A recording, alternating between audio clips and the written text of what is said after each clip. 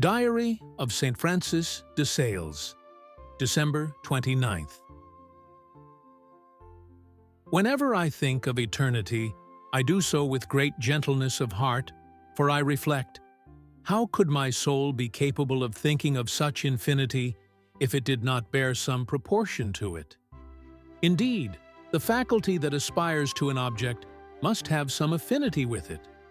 And when I realize that my desire runs after the thought of eternity, my joy increases, knowing well that we would never desire with such strength something impossible.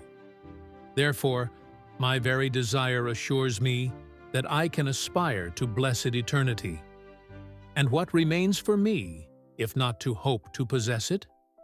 And this is granted to me through the knowledge I have of the infinite goodness of Him who would not have created a soul capable of thinking and tending toward eternity if He had not wished to provide it with the means to attain it. Spiritual Letters. On December 29th, 1622, the body of St. Francis de Sales was embalmed.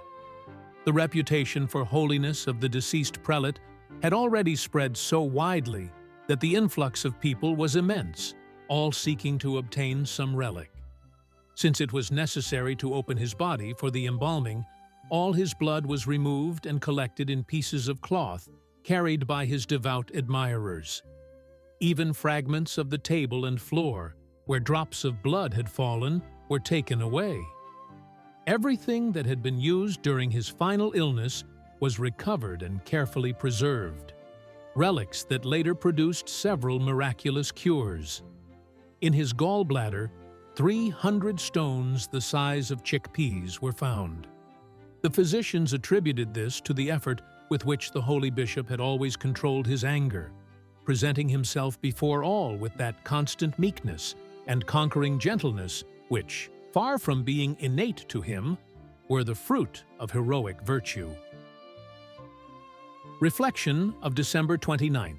St. Francis de Sales contemplates eternity not with fear, but with gentle confidence. His reasoning is profoundly illuminating.